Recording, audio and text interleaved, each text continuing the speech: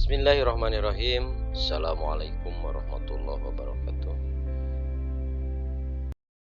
Masih bersama saya Aib Jainal Mutakin, peserta PKDP Angkatan 2 tahun 2023 dari STAI Persatuan Islam Garut, yang dalam kali ini akan menyampaikan materi singkat terkait dengan moderasi beragama, terutama dengan mengambil tema bahwa kegiatan koperasi dalam hubungannya dengan moderasi beragama yang tentu merupakan praktek atau implementasi dari moderasi beragama dalam kegiatan ekonomi, yaitu kegiatan koperasi. Baik,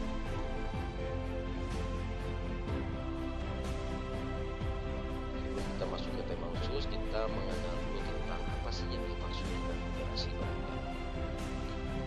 Moderasi beragama merupakan upaya mengembalikan pemahaman dan praktik beragama agar sesuai dengan esensinya, yakni untuk menjaga harkat, martabat, dan peradaban manusia, di mana melalui pendekatan yang mendorong toleransi, penghormatan, dan pengertian antara umat beragama. Inilah yang membuat menjadi penting dalam masyarakat multikultural, termasuk di Indonesia ini yang mempunyai ragam suku, agama, dan ras, yang tentunya penting untuk memiliki tentang konsep moderasi beragama. Kalau begitu, apa maksud dengan moderasi beragama itu? Kata moderasi dalam bahasa, dalam kamus besar bahasa Indonesia itu adalah pengertian moderasi merupakan pengurangan kekerasan, dan yang kedua adalah penghindaran ke ekstrim. Kemudian dalam bahasa Latin, moderasi juga diartikan sebagai kesedangan, artinya sedang-sedang, itu tidak berlebihan dan tidak berkurang. Kemudian dalam bahasa Inggris, arti moderasi atau moderat itu adalah core, inti atau esensi. Di arti lain juga standar, maksudnya adalah kaitan dengan etika. Sementara dalam bahasa Arab, moderasi mengandung arti wasyak atau wasatiyah yang memiliki padanan makna dengan kata tawasud, yang artinya di tengah-tengah atau tidak dalam artian adil, serta tawajuh yang berarti berimbang. Dengan demikian, maka definisi moderasi beragama adalah cara pandang, sikap, dan praktik beragama dalam kehidupan bersama dengan cara mengejawantahkan esensi ajaran agama yang melindungi martabat kemanusiaan dan membangun kemaslahatan umum, berlandaskan prinsip yang adil, berimbang, dan menaati konstitusi sebagai kesepakatan bangsa. Sehingga moderasi beragama sesungguhnya merupakan kunci terciptanya toleransi dan kerukunan, baik di tingkat lokal, nasional, maupun global. Maka indikator dari moderasi beragama itu ada 4. Jadi moderasi beragama bukan hal absurd sebetulnya yang tidak bisa diukur. Bahkan keberhasilan moderasi beragama dalam kehidupan masyarakat Indonesia dapat terlihat dari tingginya 4 indikator utama berikut ini, serta beberapa indikator lainnya yang nanti kita bahas dalam pertemuan berikutnya. Keempat indikator ini tentu selaras dan saling berkaitan.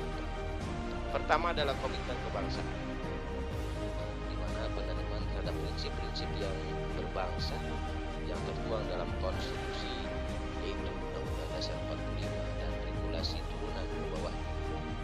Kemudian toleransi itu adalah menghormati perbedaan dan pemberian ruang orang lain untuk berkeyakinan, mengekspresikan keyakinannya, dan menyampaikan pendapat, menghargai kesetaraan, dan sedia bekerja sama dalam kehidupan sehari-hari. Indikator yang ketiga adalah anti kekerasan, menolak tindakan seseorang atau kelompok tertentu yang menggunakan cara-cara kekerasan, baik secara fisik maupun verbal, dalam mengusung perubahan yang diinginkan. Dan indikator keempat itu adalah penerimaan terhadap tradisi, artinya ramah dalam penerimaan budaya lokal dalam perilaku keagamaannya sejauh tidak bertentangan dengan pokok ajaran agama. Maksud di sini adalah menghormati kearifan budaya lokal. Kemudian, bagaimanakah contoh praktik penerapan moderasi beragama dalam kehidupan sehari-hari, terutama kita yang berada di lingkungan pendidikan? Secara sederhana, dalam pertemuan kali ini akan dicontohkan kegiatan sekolah antara lain. Hanya 2 saja yang diberikan pertemuan. Pertama, contohnya adalah dengan adanya kegiatan P5. Kemarin sudah banyak dilaksanakan di sekolah-sekolah, di mana P5 itu adalah kegiatan proyek penguatan profil pelajar Pancasila. Yang kedua, di sektor perekonomian atau bidang perekonomian, baik di sekolah ataupun di masyarakat, itu kegiatan koperasi. Baik, bahas satu-satu. Yang pertama adalah proyek penguatan profil Pancasila atau P5,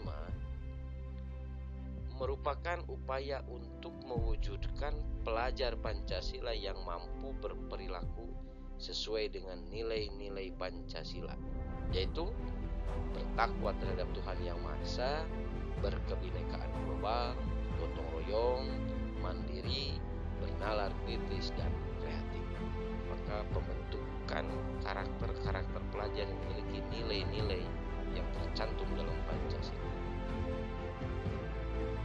Manfaat daripada pengadaan P5 khususnya dalam implementasi kurikulum Merdeka dapat memberikan banyak manfaat. Antara lain yaitu satu, pemberdayaan siswa, kemudian siswa menjadi berkembang dengan bakatnya, kemudian peningkatan kreativitas dan inovasi, yang keempat peningkatan kemampuan berkomunikasi siswa, dan yang kelima adalah penilaian yang komprehensif. Itu yang pertama tentang proyek penguatan pelajar Pancasila. Yang kedua, ini contoh yang pada tema utama, yaitu bagaimana kegiatan ekonomi dan kegiatan sehari-hari melalui peningkatan kesadaran berkoperasi. Kenapa harus berkoperasi? Baik, kita bahas dulu tentang koperasi di sini. Bahwa secara pengertian, koperasi adalah badan usaha yang beranggotakan orang seorang atau badan hukum koperasi dengan melandaskan kegiatannya berdasarkan prinsip koperasi, yaitu kebersamaan, sekaligus sebagai gerakan ekonomi rakyat atau suku guru ekonomi rakyat atas asas kekeluargaan. Nah, landasan dari koperasi ini adalah Pancasila dan Undang-Undang Dasar 1945. Kemudian koperasi dibangun berdasarkan atas asas kekeluargaan dan gotong royong, maka sudah pasti memiliki nilai-nilai kebersamaan. Prinsip koperasi itu yang pertama ada keterbukaan, keanggotaan yang bersifat terbuka dan sukarela. Tidak ada diskriminasi, tidak ada batasan. Kemudian yang kedua, prinsipnya demokrasi, anggota oleh anggota dan hukum. Yang ketiga adalah keadilan. Ada keadilan di antara anggota harus menerima hak dan kewajiban yang sama di koperasi tersebut. Kemudian kemandirian, dan terakhir adalah kerjasama. Semangat kemandirian untuk kerjasama membangun perekonomian melalui kesadaran kegiatan koperasi.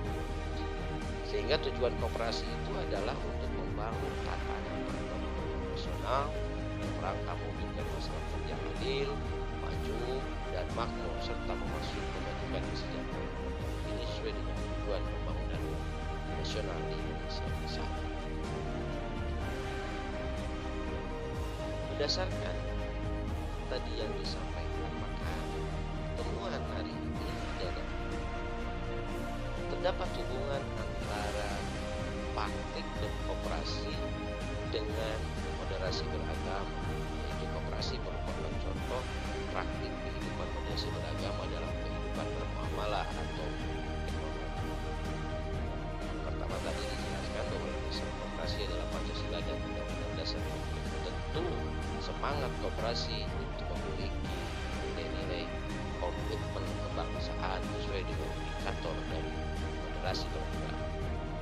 Kemudian didasarkan atas asas kekeluargaan dan gotong royong, itu juga memiliki nilai-nilai toleransi dan sudah pasti komitmen kebangsaan terhadap kehidupan berbangsa dan bernegara.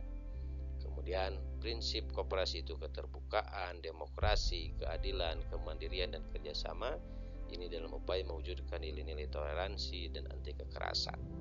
Dan dihubungkan dengan indikator yang keempat, yaitu penerimaan terhadap tradisi.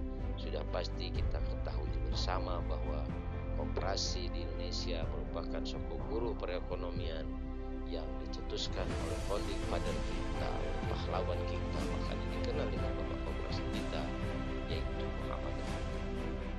Tentu menjaga keberlangsungan koperasi ini menjadi sebuah tradisi yang harus dijaga oleh seluruh lapisan masyarakat Indonesia. Baik, untuk pertemuan kali ini itu saja yang bisa saya sampaikan. Nanti lebih detailnya kita bahas di pertemuan selanjutnya. Sekian dan terima kasih atas perhatiannya. Semoga bermanfaat. Wassalamualaikum warahmatullahi wabarakatuh.